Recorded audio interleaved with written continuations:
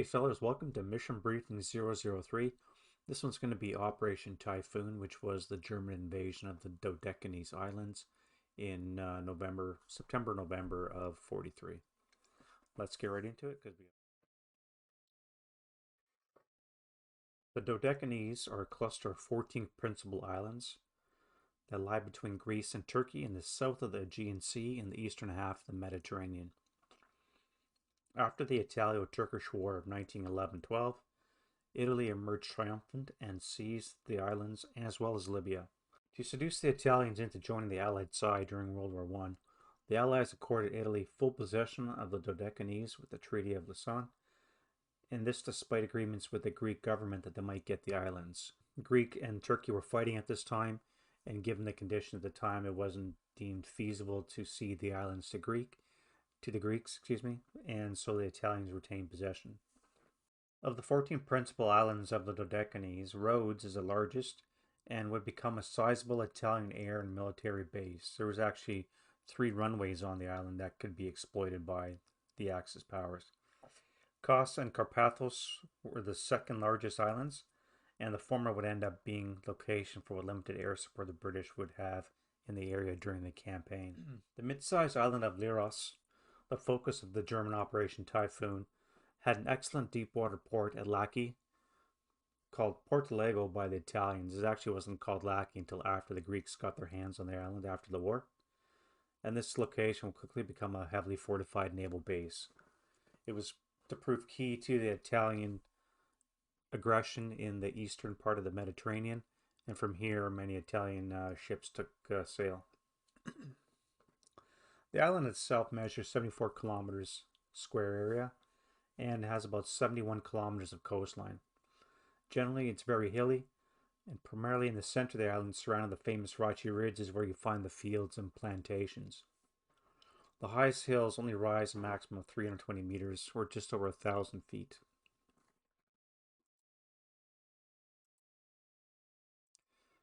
After the fall of the Axis forces in Africa in May of 43, and then Sicily later on in August, the Italians would arrest and imprison Mussolini and sue for peace, which they achieved on the 8th of September. Upon hearing this news, many Italian soldiers, tired and weary of the many years of war, were quite willing to lay down their arms and await repatriation. In addition, many had doubtless grown tired of the fascists among them. But the Axis, aware of the timidity of their erstwhile allies, had a plan to capture key Italian positions and displace some of their soldiers. Thus, starting on 3 September, under the codename Axis, the Germans swiftly moved in and did so in the following days, including the vital island of Rhodes that would prove to be a strong center point of the British plans. Churchill, for his part, seems to have been fixated on the Aegean Sea, going back to the abortive attempt to force the Dardanelles in 1915-16 during World War I. Because of the debacle of this attempt, he was forced to resign from his position as the first Sea Lord of the Admiralty. However, given the current situation in the Med at the time, and intending to widen this second front in southern Europe, it was deemed by Churchill and his staff to prepare for the capture of the Dodecanese, and he wanted to employ, in his own words, utmost ingenuity and resource to take them. It is also thought that freeing the Dodecanese of Italian control might eventually bring Turkey into the war, which thus far had remained generally neutral as a policy. However, the effort was seriously hampered because the Americans would have none of it. They thought the focus should be on Italy and the German forces there, and were unwilling to send any troops on this venture. Thus, the British attempted to go it alone, and this would mean that they wouldn't have as much air support or naval support required to achieve their objectives. For their plan, the critical island of Rhodes was instrumental. Its 3 airfields and facilities would prove essential for British air support, operations on the island, and form a base for further exploitation of the Aegean. However, on 11 September, the Sturm Division Rhodes took that island, and securing almost 40,000 prisoners in the process. They did find amongst the 40,000 Italians about 10,000 that were still stalwart fascists and who believed in the call, and they enlisted those.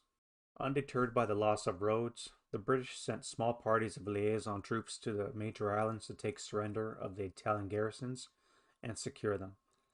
They did base about 100 aircraft at Kos on the lone runway there once they had lost the runways on roads. And in about 2 weeks of fighting in mid-September, the navies of both sides had skirmished and several ships were sunk, along with aircraft attacks on both sides. This included a German steamer on 23 September that unfortunately was carrying just over 1,600 Italian POWs from the Dodecanese. By the end of September, this is what it looked like. So the British had control of Kos and the islands to the north, while the Axis retained possession of Rhodes and Crete. And essentially, it's almost like the Brits were cut off with the quote unquote neutral Turkey to the east. You have the Axis powers to the north and to the west and to the south. 22 September, the Germans began planning for the invasion of the Dodecanese as they sought to push the British out of those areas.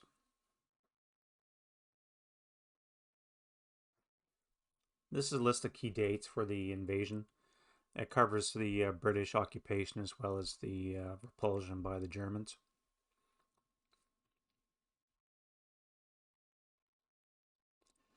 As you can see, the Brits only held on to the islands for a matter of days or even weeks before the last holdouts on Leros surrendered, and then the remaining British soldiers would be evacuated from the islands. After this, there were many repeated attacks by coastal raiders and of the SBS and other special forces from the Allied side, but there was no real concerted effort to continue the fighting in the Dodecanese Islands. This is the order of battle for the 4 days of fighting that took place on the island. The units that participated mounted to about 2,300 ground and airborne troops for the Germans, including reserves, only some of which were required on the island. The British, for their part, definitely outnumbered the Germans, and that doesn't even account for the extra 5,500 Italians garrisoned on Leros. Wikipedia has 8,300, but the two sources I was using both said there was only 5,500 Italians on the island. Most of the land forces for the Germans were from the 22nd Infantry Division, with some attachments from the elite 2nd Fallschirmjäger Regiment and the Division Brandenburg, which was essentially Germany's special forces of the time.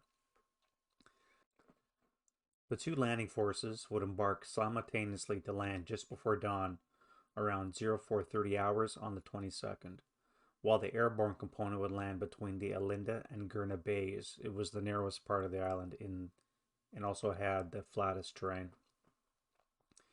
The initial landing force would land without its much heavy weapons, as they were due to come ashore in the second wave the following day. Mount Meraviglia, in the center right of the island, would be the eventual target of all three forces on subsequent days. The British, for their part, established headquarters on Kos and Leros once Germany had taken Rhodes. At Kos, 2 squadrons of Spitfires and some support aircraft were stationed. However, they proved an admirable target for the Luftwaffe and were quickly dealt with. And then when Kos was taken on the 4th, the British had no air support in the area. The soldiers of the 4 infantry battalions were dispersed around the island to prevent shore landings, not centrally located, while the CO of the FAS, commanding the overall island defense until the late arrival of Brigadier Tilney, stationed his anti-air mobile reserve in the center of the island to deter potential airdrops. The Buffs were deployed in the north, with the FAS in the center and the King's Own in the south of the island. Also deployed in the center was 1 company from each unit to act as the mobile reserve, although they only had 10 jeeps for the task. The Italians, for their part, were tasked with operating the coastal guns and air defenses as they had before, but the British had little confidence in them, and this would prove correct as most of them did not play a part in the battles to come, with some exceptions. During the battle, it was also determined that the Italians should stay in their positions and they should not roam around the island, as directed by the British.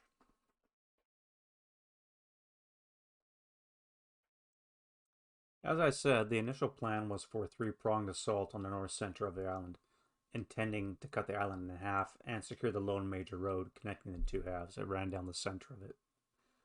The 1st Battalion of the 2nd Fallschirmjäger Regiment would secure the center, with Roche Ridge as their objective.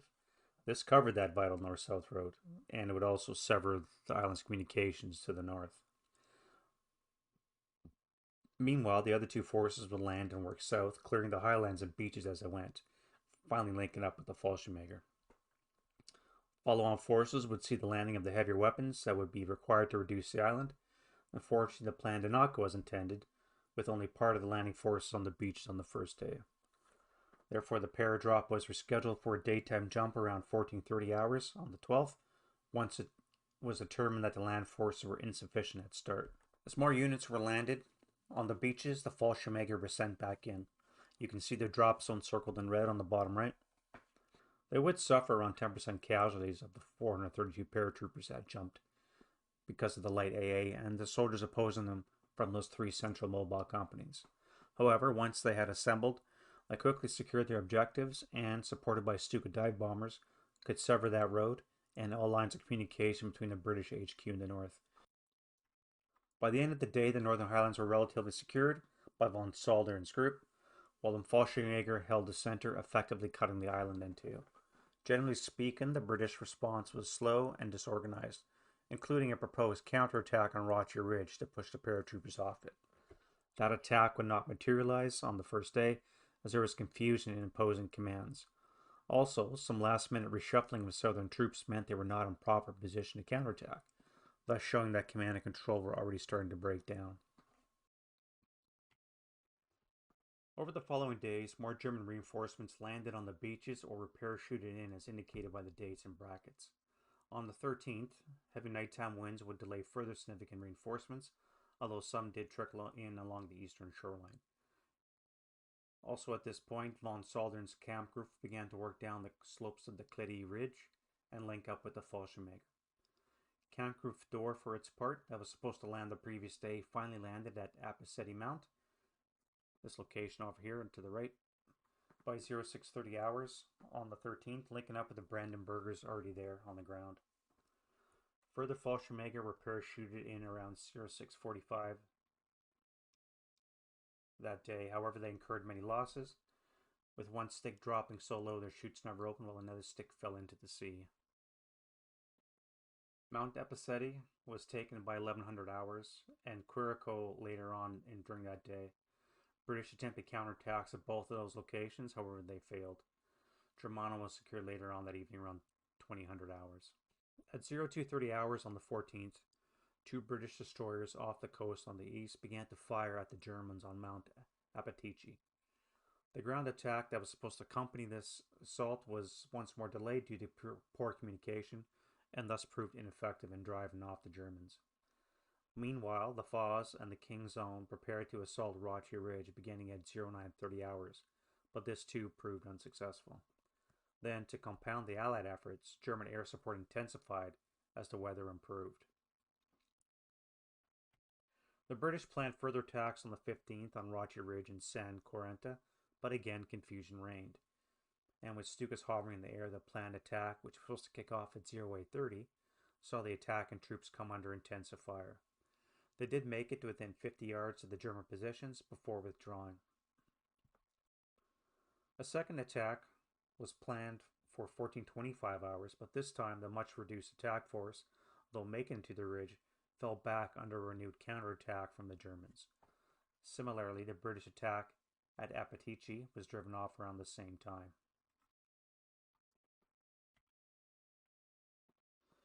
Finally, on the 15th, German forces, now under von Soldern, launched a major assault on the northern face of Meraviglia, which again was the headquarters of the British defenders, and they actually reached the commanding southeastern spur on or about 0515 hours that morning. Also at this time, the Germans intercepted communications back to Cairo, where the British headquarters was, which told of the critical situation being faced by them. The Germans, thinking quickly, passed this information to the ground forces, and thus they could press home the assault. Brigadier Tilney's headquarters was finally overrun in 1630 hours, and after surrendering, his soldiers did likewise. Later that day would see British officers and their German guards driving around the island and informing the spread out British of the circumstances awaiting them. The battle was over.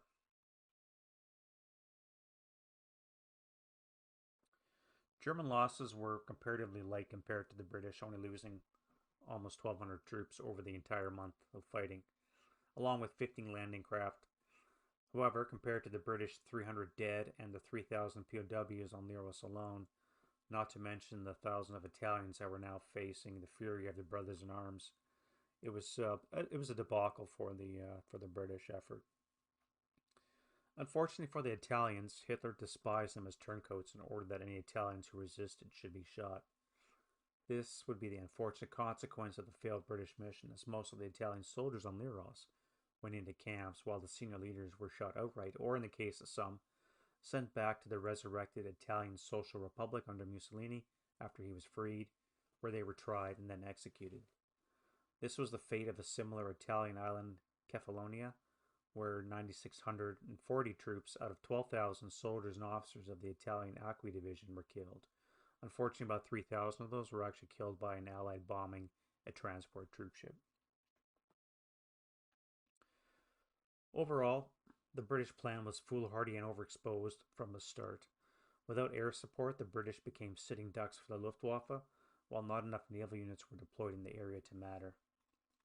The result was that Germany occupied Kos, Leros, Crete, and Rhodes until the end of the war. As I alluded to before, the Special Boat Squadron and other coastal raiding units would continue to prove a nuisance to the Germans as they kept up their hit and run attacks right up until the war's end. But the taking of the Dodecanese for the Germans would be the last major victory in the war.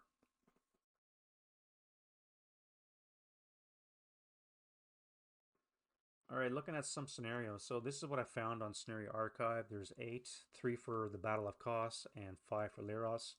Of course, one of those is a reprint of another one, so there's actually only 4. I'm not sure what the earlier version of Rachi Ridge number 36 was. I only have the one that came out in the Hollow Legions 3rd edition. However, it looks like to be they added a squad to the British. For Battle of Kos, this is what we're looking at. There's 3 scenarios. Polar Bear is the English name for Ice Bar, which was the German code name for the Battle of Kos. I have no idea what these scenarios are like. Don't have these magazines, so I'm not sure what they would go like. This one here looks interesting. Oh, a hero-based ASL scenario. Interesting.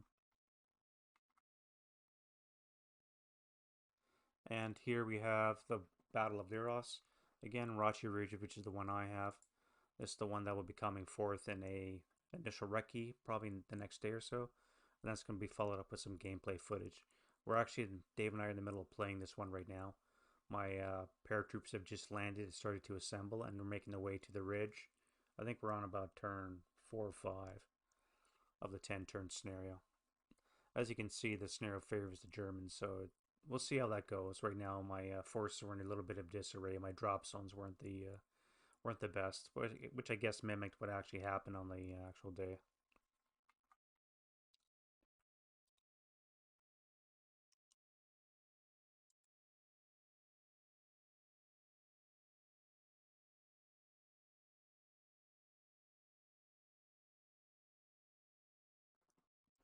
Finally, here's some links and some further reading for you to continue exploring if you want to learn more about this battle. Most of the information that I got for this briefing comes from this book right here. Highly recommend. It's an Osprey book, so if you've collected those, you know exactly what you're getting. Again, it's very detailed exploration of the battle, especially on Leros and on Kos as well. Doesn't cover any other islands, but primarily those other islands, nothing much happened. There was some skirmishes on a couple of the smaller ones, but primarily it was the British giving ground as soon as the Germans started to make an appearance. There just were not enough strength to hold off. And there we have it. Operation Taifun. Yeah, it was interesting doing research on this. It's a little known campaign for obvious reasons, because the British would not use this in their propaganda effort at all. It was, again, like I said, it was a debacle for the British. They never should have done it. They should listen to their American advisors, I guess. But Churchill had his eyes set on the Aegean again. Let me know what you guys think, and hopefully this has been informative for you. These are going to continue as the campaigns roll in. I'm going to try and stick to actual battles rather than an overall campaign like the Sicily one.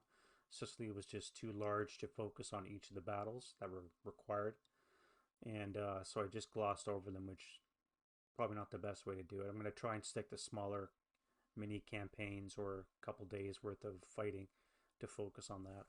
We'll see you guys in the next video. Bye bye.